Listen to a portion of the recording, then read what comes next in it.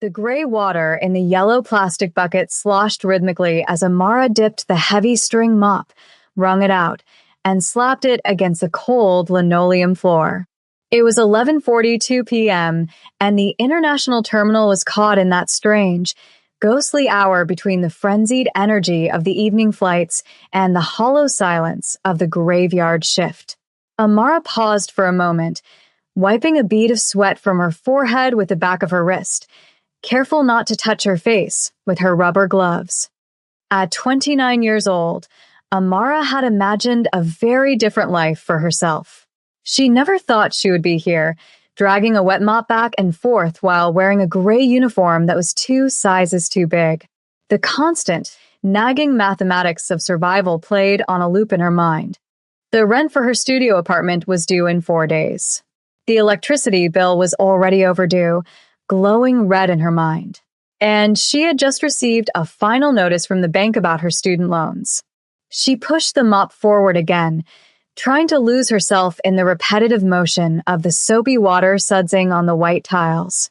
It was always easier to focus on the grime on the floor than the loneliness that had defined her life for the last few years.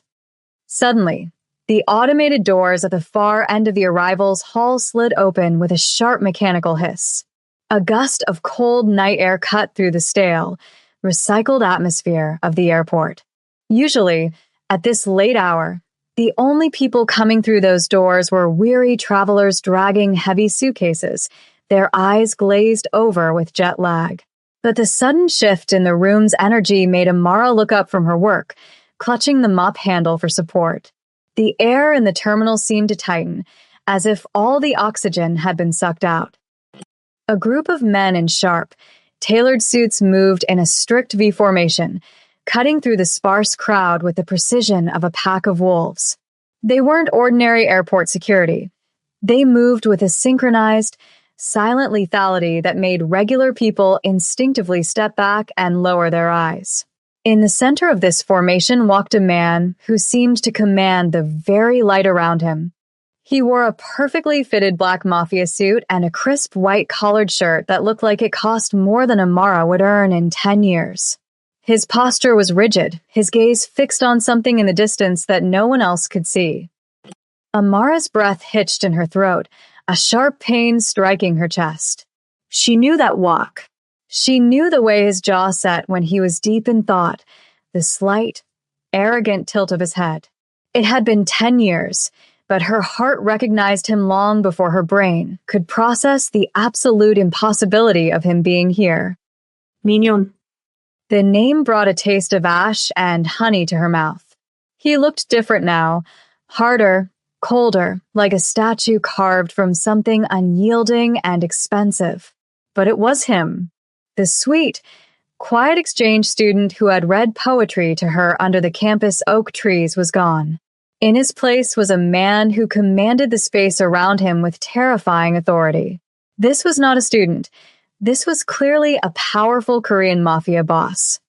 Panic seized Amara. She couldn't let him see her like this, smelling of industrial bleach, her hair tucked under a fraying cap, her life reduced to cleaning up the debris of other people's journeys. She tried to turn the heavy mop bucket, to angle herself toward the service corridor and disappear into the shadows.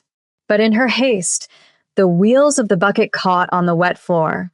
The mop handle slipped from her sweaty grip and clattered loudly against the metal rim of the wringer before striking the floor. The noise was a sharp, echoing clang that sounded like a gunshot in the quiet hall. The V formation of men stopped instantly. Their hands twitched toward the inside of their jackets. Amara froze, her heart hammering against her ribs like a trapped bird. Slowly, the man in the center turned his head. Across 30 feet of sterile airport lighting, their eyes locked. The world seemed to tilt on its axis, the background noise fading into a dull roar as the past collided violently with the present. The silence that stretched between them felt heavy enough to crush bone. For a fleeting moment, Amara hoped he might not recognize her. She prayed for it. She was older now, worn down by grief and the relentless grind of poverty. But Minjun's eyes, dark and unreadable, widened by a fraction of a millimeter. It was the only crack in his armor. He took a step forward, breaking the formation. His security detail immediately adjusted, one of the burly men stepping in front of him with a hand raised to block his path, murmuring something urgent in Korean. Min-jun didn't even look at the guard. He simply raised one finger, a small, dismissive gesture that froze the bodyguard in place. He continued walking toward her, his polished shoes clicking rhythmically on the floor she had just cleaned. Amara picked up the mop, her grip on the handle so tight her knuckles turned the color of old parchment. Every instinct screamed at her to run, to flee back to the safety of her anonymity, but her feet felt like lead. "Amara," he said. His voice was deeper than she remembered, stripped of the youthful lightness it once held, but the rhythm was the same. It was a voice that used to whisper promises in the dark, promises that had evaporated the day he vanished without a trace. Hearing her name on his lips felt like a physical blow.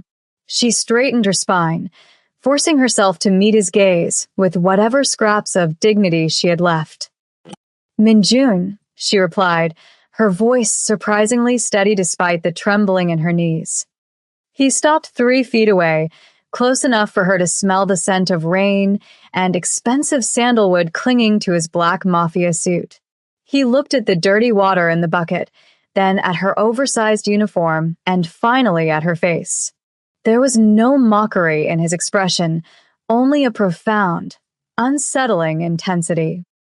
"It has been a long time," he said, his English precise and clipped.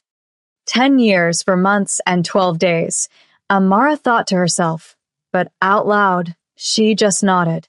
"Life happens," she said, lifting her chin slightly. Before he could respond, a commotion broke out near the baggage claim area. An elderly woman, struggling with 3 large suitcases, had tripped over her own feet.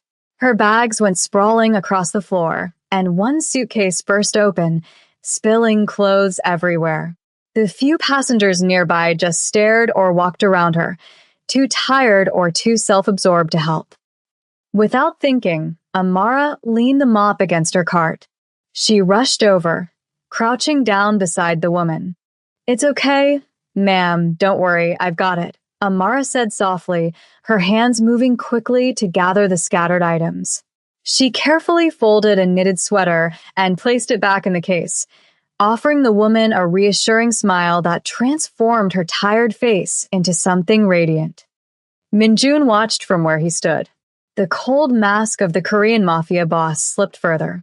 He watched the gentleness in her hands, the way she soothed the stranger without a second thought for her own humiliation or the powerful man waiting behind her. It was that kindness, the same kindness that had saved him when he was a lonely foreigner in a strange land, that pierced him now. He signaled to his men. 2 of the burly guards immediately rushed forward, not to threaten, but to help Amara zip the bag and lift the heavy luggage for the old woman. Amara stood up, dusting off her knees, surprised to see the terrifying bodyguards acting like bellhops. She looked back at Min-jun. He wasn't looking at the luggage. He was looking at her as if she were the only living thing in the terminal. "You haven't changed," he said softly, stepping closer until he was invading her personal space. The intimacy of it made her skin prickle. "You have," she countered, her eyes flicking to the men behind him and his black Mafia suit. "Who are you now, Min-jun? You look like you own the airport." A shadow passed over his face, quick and dark. "I own many things," he said cryptically, "but I lost the only thing that mattered." The air between them crackled with unresolved history. Just then, the phone in her pocket buzzed violently. Amara pulled it out. It was a text from her neighbor, Mrs. Henderson. The message was short and terrifying. "Rico is back. He kicked your door in. He says he's waiting for you inside. Don't come home alone." The blood drained from Amara's face. The romance, the shock, the nostalgia, it all vanished instantly, replaced by the primal terror of a woman who knew she was cornered. Rico was the loan shark she had foolishly borrowed from when her mother fell ill last year. He wasn't a man who accepted excuses. "I have to go," Amara stammered, shoving the phone back into her pocket. She turned toward the supervisor's office, panic rising in her throat. "I have to leave." Now. She didn't wait for permission. She grabbed her bag from the cart and started walking fast toward the exit, her heart pounding a frantic rhythm against her ribs. She couldn't go home, but she couldn't stay here. She had to find a place to hide. Guilt and fear twisted in her gut. She pushed through the glass doors into the night, expecting to run to the bus stop, but the sky had opened up. A torrential downpour was hammering the pavement, turning the world into a blur of gray water and neon reflections. She checked the time. The last express bus had left 5 minutes ago. The next one wasn't for an hour.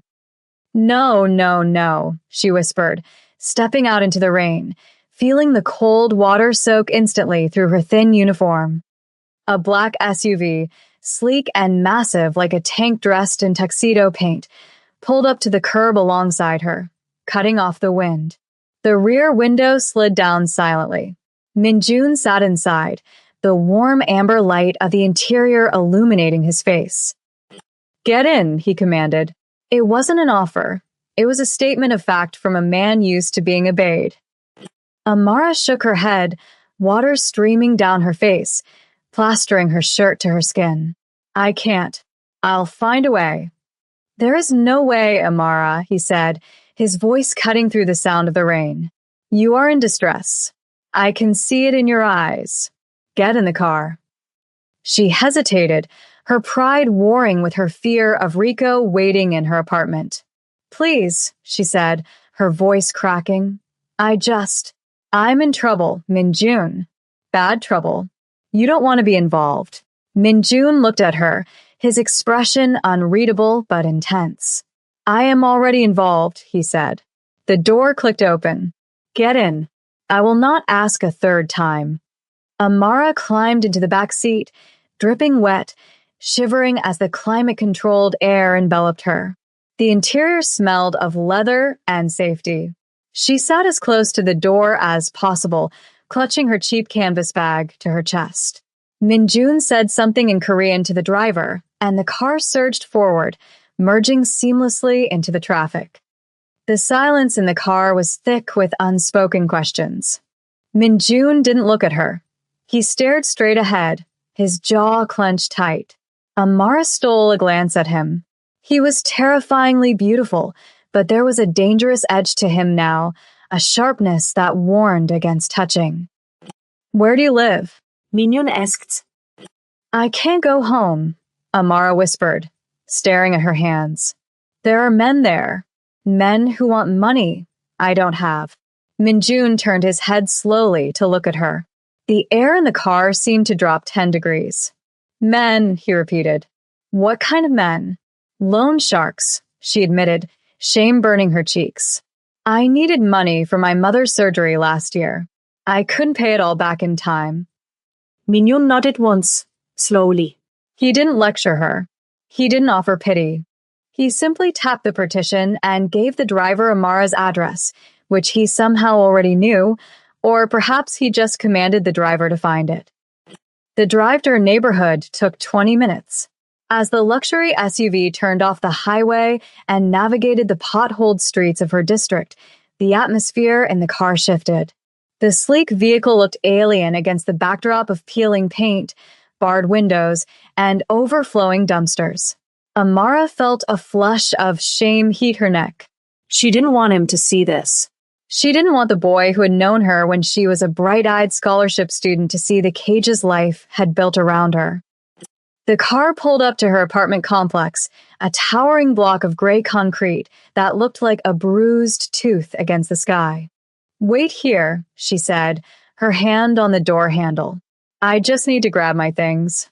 If I'm fast, maybe they won't see me." Mignon gab haar rest. His grip was firm. "You are not going up there alone." "I have to," she said. "No," he replied. He opened his door and stepped out into the rain, his expensive shoes splashing in a puddle. He buttoned his suit jacket with a casual grace. "We go together." Amara followed him, her heart racing. They walked up the cracked stairs to the third floor.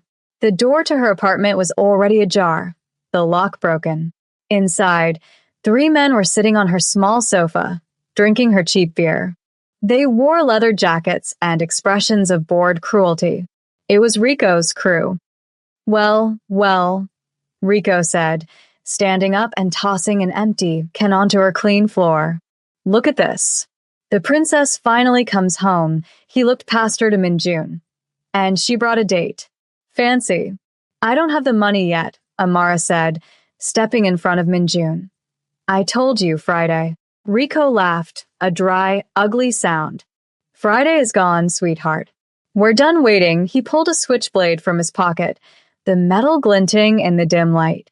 "We take what we can get. Maybe we start with you." Amara gasped, backing up, but she bumped into a solid chest. Minjun sits around here. He moved with a fluid, terrifying calmness.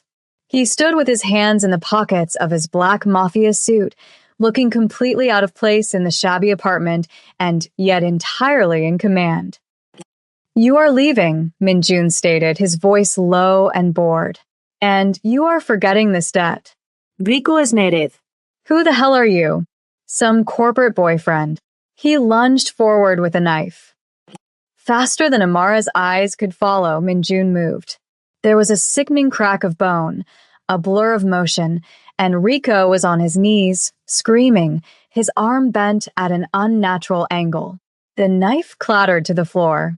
The other 2 men jumped up, but before they could attack, Minjun's security details swarmed into the small apartment like a tide of black ink. In seconds, the room was silent again, the 3 thugs restrained and pinned to the floor. Amara stood pressed against the wall, her hands over her mouth, her eyes wide with shock. This wasn't just self-defense. This was military precision. This was violence honed into an art form. This was the work of a mafia boss. Minjun adjusted his white cuffs, his breathing not even elevated. He turned to her, his face softening instantly. "Grab what you need," he said gently. "You are not staying here." But "The debt," Amara whispered. Minjun glanced at the men on the floor. "Consider it paid," he said coldly. He looked back at her. "Pack a bag, Amara. Please." 10 minutes later, they were back in the SUV. The car glided toward the city center, rising above the smog and the struggle. They entered the private garage of a glass spire that pierced the clouds.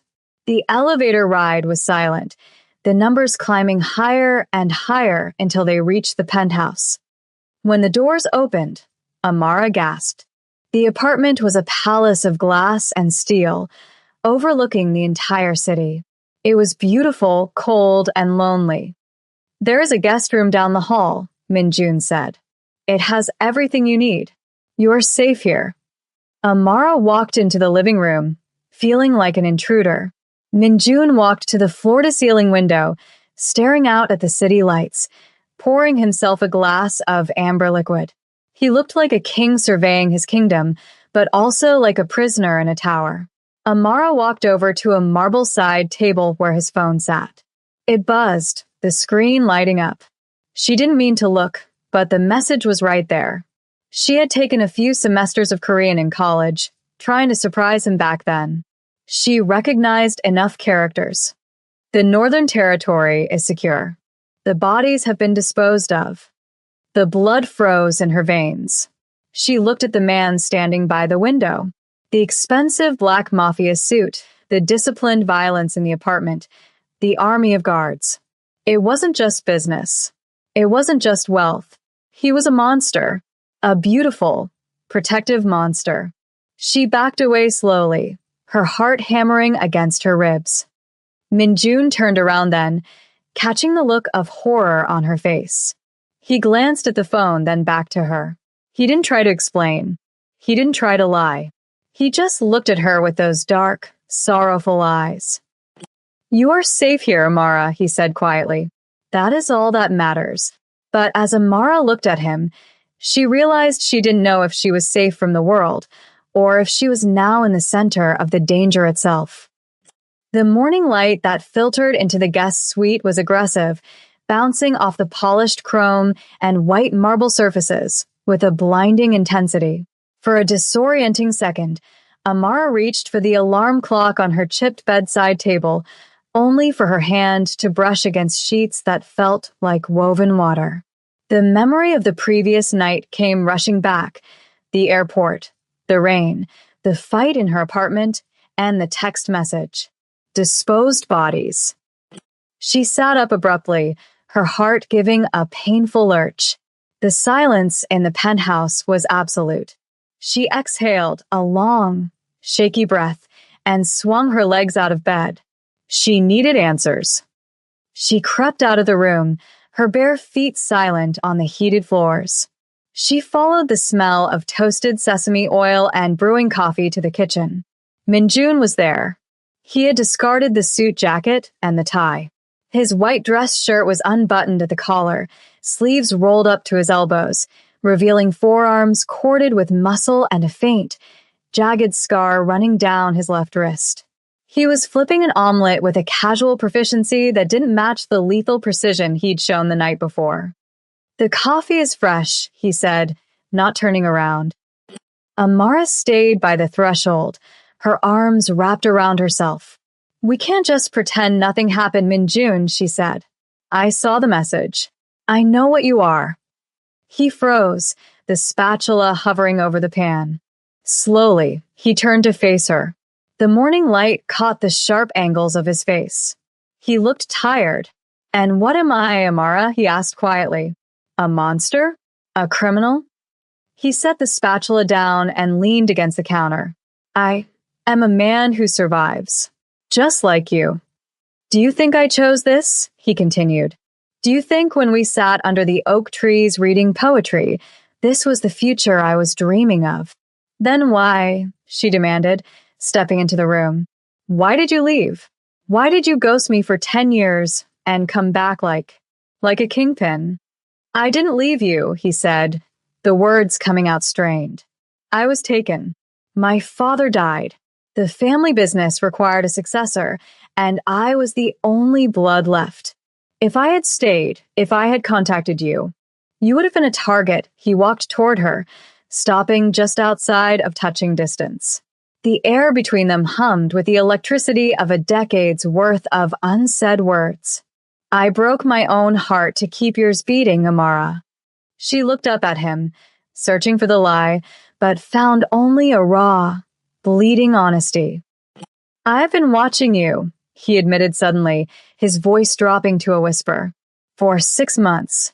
Since I found out where you were." Amara stiffened. "You were watching me? Stalking me?" "Protecting you," he corrected. "From a distance. I saw you struggle. I wanted to intervene 1,000 times, but I knew it would bring the wolves. My world is dangerous, Amara. Last night, at the airport, I couldn't stay away any longer, and my hesitation cost you your anonymity. Now, Rico's bosses know you are my weakness." The revelation hit her like a physical blow. "What?" she gasped. "You mean, they came after me because of you?" "Rico was just a loan shark, but the men he answers to, they are my rivals. They will use anyone to get to me." He pulled her closer, his forehead resting against hers. "I am sorry. I am so sorry." Amara felt the anger drain out of her, replaced by a surge of complicated longing. He hadn't forgotten her. He had been a ghost in the margins of her life, watching, waiting. The moment was shattered by the sharp wail of a siren from the streets below, followed by the harsh buzz of the intercom. Minion stiffened, pulling back instantly. He walked to the wall panel and pressed a button. A grainy video feed appeared, the lobby security desk. "Sir," a voice crackled, laced with panic. "We have a breach. They bypassed the gate. They are in the elevator." Minjun didn't panic. He became ice. He turned to Amara, his face completely devoid of the warmth it held seconds ago.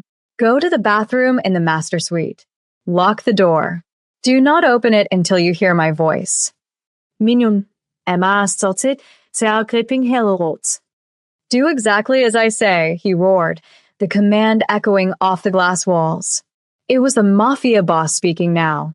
He reached into a drawer and pulled out a sleek, black handgun, checking the magazine with a terrifying familiarity. Go! He didn't look back at her as he moved toward the elevator banks. Amara didn't argue. She ran for the bedroom. She locked the heavy mahogany door, then the bathroom door, huddling in the oversized marble tub. She covered her ears, whispering a stream of nonsensical prayers as the muffled sounds of chaos began to drift through the heavy soundproofing. Dull thuds, the shattering of glass, a rhythmic popping sound that she knew from movies was gunfire. Amara squeezed her eyes shut. She wasn't praying for herself. She was praying for the man in the white shirt who was standing between her and the abyss. The silence that followed was worse than the noise. It stretched for minutes, then an hour. Finally, there was a knock on the bedroom door. A specific rhythm. Top, top, top. Amara. Minjun's voice came through, strained and hoarse. It is over. She unlocked the doors with trembling hands. Minjun was standing in the middle of the bedroom. He had shed his jacket. His white shirt was ruined, stained with blood, some of it red and fresh, some of it drying dark. He was holding his left arm, which was wrapped in a makeshift tourniquet. The room behind him was a wreck, a vase shattered, a bullet hole in the plaster. But he was alive. Amara let out a cry and launched herself at him, forgetting the blood, forgetting the fear. She wrapped her arms around his neck, burying her face in the crook of his shoulder. You idiot, she sobbed. You stupid, dangerous idiot. Minjun winced but wrapped his good arm around her waist, lifting her slightly off the ground. He buried his face in her hair, inhaling deeply. I told you, he rasped, his voice shaking. No one touches you. He stumbled slightly, and Amara realized he was hurt worse than he was letting on. She pulled back, her hands hovering over the blood on his side. You need a hospital, she said, her voice rising in panic. No hospitals, he grunted, leaning heavily on her. My doctor is on the way. Just. Help me to the chair.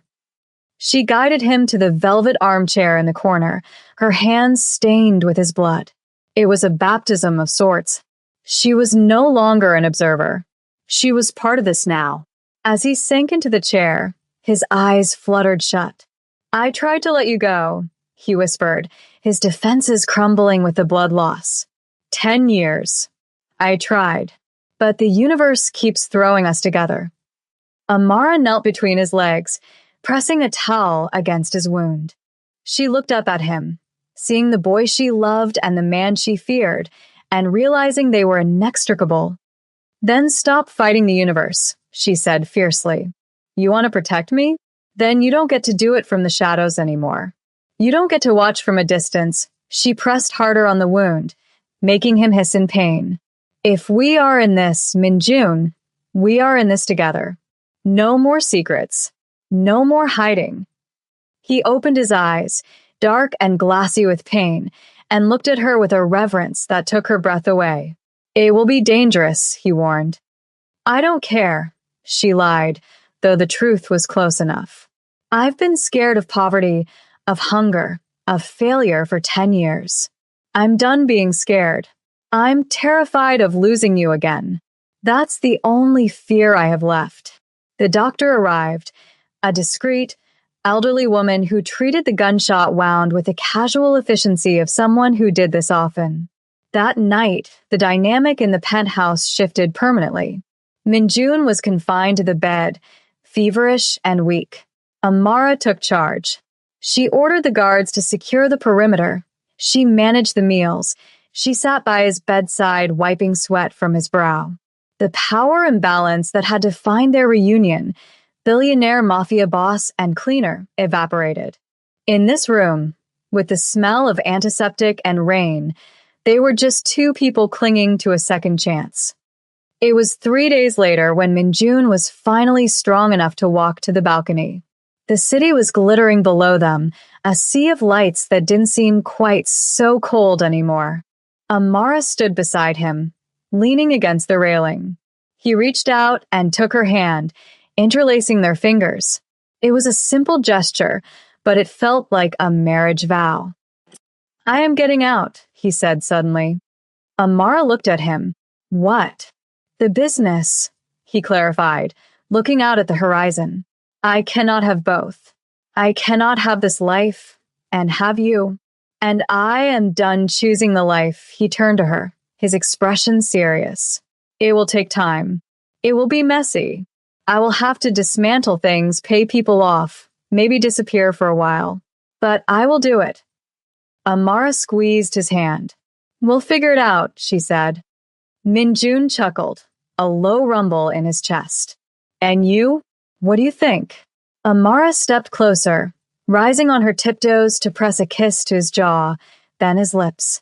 It was soft, tasting of promise and relief. "I think you're a lot of work," she teased gently against his mouth. "But I've never been afraid of hard work." He wrapped his arms around her,